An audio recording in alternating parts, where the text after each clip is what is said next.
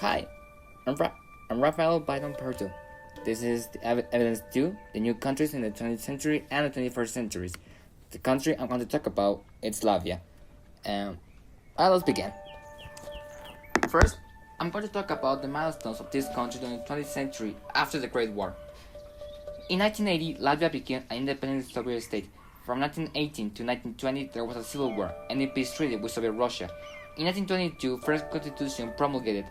In 1934, the PM Karlis Ulmanis seized absolute power following the cessation of stable governments.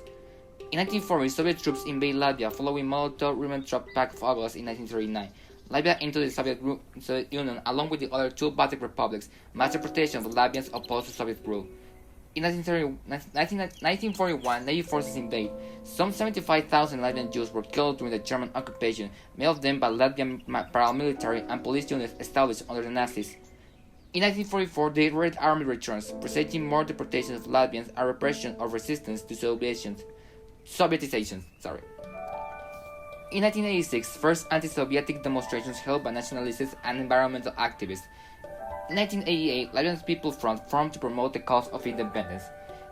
In 1989, Latvians joined problematic demonstrations commemorating secret protocols of Molotov-Ribbentrop Pact, which led to Soviet occupation. In 1990, in May, Latvian Supreme Council declares de jure independence of the Republic of Latvia. Ivars Godmanis of the People's Front becomes the Prime Minister.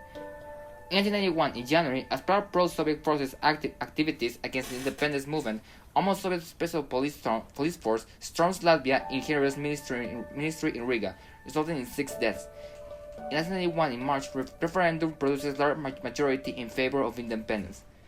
In 1991, in August, during an attempted anti-Gorbachev coup in Moscow, armed force again strikes in Riga, causing another 6 deaths. The Supreme Council declares full independence. In 1991, in September, Latvia admitted into UN.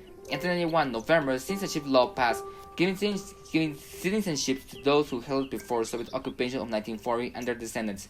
In 1993, restoration of 1922 Constitution. In 1993 June, first independent elections to Saeima, the 100-seat parliament. In 1993 July, Countess Oman is elected president. In 1994 August, last former Soviet Russian troops leave Latvia. In 1995, Latvian admitted to the Council of Europe. In 1996, Ulmanis re-elected. In 1999, following the end of term of President Ulmanis, Para Bilge Friberga is elected president, the first woman president in Eastern Europe. Now, to finish this essay, I'm going to talk about their human rights. Human rights in Latvia are generally respected by the government. Latvia is ranked above average among the world's sovereign states in democracy, press freedom, privacy, and human development, which is kind of weird. But anyway, I'm going to talk about some of these human rights that the people of Latvia have. There were no reports that the government or its agents committed arbitrary or unlawful killings.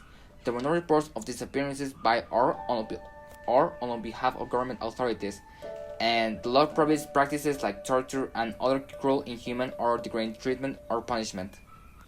The people of Latvia also have freedom of expression, including for the press. They also have the freedom of peaceful assembly and protection of refugees. The law provides criminal penalties for corruption by officials, but the government did not consistently implement the law effectively. Forced or compulsory labor, as well as child labor and minimum age for employment are prohibited in this country. So now I show you that Latvia is a good country, great country with incredible milestones as well as respect for its human rights. So, long live Latvia. I mean Latvia.